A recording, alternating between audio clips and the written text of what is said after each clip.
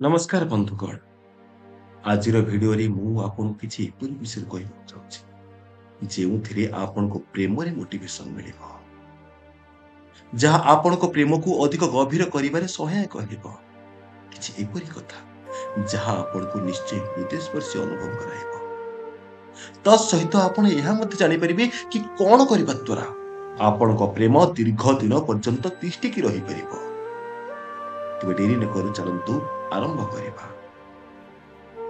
प्रथम पॉइंट तो यह कि सबु बेले तांकर निजर हेबा भली व्यवहार करो। तांको केबे एक कथा जणैबाकु चेष्टा ही करंतु नाही कि से एकुटिया बोली। तांको सह अति गभीरतार सह बा निबिड़तार सह संपर्क बांधंतु। ताकु एपरि कथा कहंतु जेपरि सी आपन को निजठारु अधिक विश्वास करि परिबो। जेपरि बिना कोनोसी संकोच रे निजर प्रत्येकटी मनर कथा को आपन को पाखरे प्रकाश करि परिबो। यह द्वारा केवल संपर्क मजबूत हेब नाही जे परस्पर मध्यरे बुझाबणा मध्य ठीक रहिबो। द्वितीय, प्रेम रे मनीष भूल करिबाटा स्वाभाविक कथा होइता, किंतु भूल को धरिकी बसिले संपर्क रे केवल फाट सृष्टि होइता। किछि कथा बा किछि कर्म को सही जिबा उचित। बेले बेले भूल नथिले मध्य भूल मागी देबा उचित। मु एक कथा कहूनी कि निज आत्मस्वाभिमान को पछरे पकई दे सब सही जिबा पाए, किंतु हाँ सामान्य सरी पाई गोटे बड़ संपर्क बंची जाउची तेबे सरी कही देले किछि असुविधा नाही। पॉइंट नंबर 4, समर्पण भावना। तांको प्रति उत्सर्गीकृत मनोभावना रखिबा।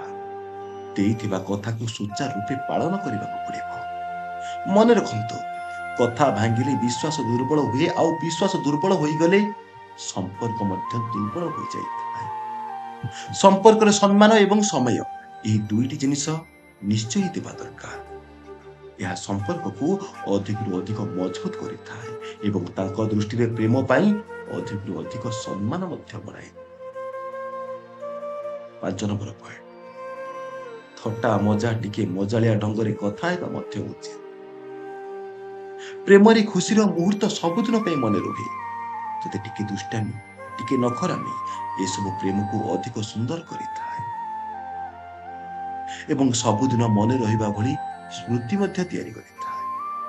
जदि मनांतर मध्य होइथिबो ना आउ ताकू छाड़ी दवा पे इच्छा भी होउथिबो ना, सेही समय रे से सब थटा परिहास आउ मीठा मीठा दुष्टामी कथा निश्चय मन पड़ी जाए, जहा ताकू छाड़ीबा परिवर्ते तांकर निकट हेबाकू अधिक मन लालायित होइता।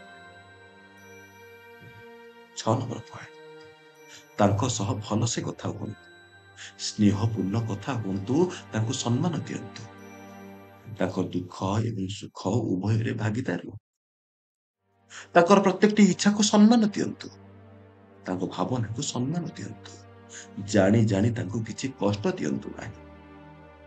शेषरे बंधुगण, एगुड़िक किछि एपरि जिनिस थिला जहा आपन को प्रेम रे मानिबा आवश्यक, जहा द्वारा आपन को प्रेम दीर्घ दिन पर्यंत तिष्टिकी रही परिबो। मन रखंतु प्रेम हेउची एक अमूल्य धन जहा आपन को सुख एवं तृप्ति एही दुईटी आड़ टाणी नेत।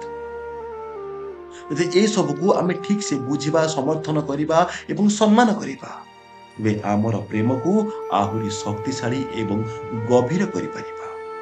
तो दर्शक बंधु आज भी एतिके।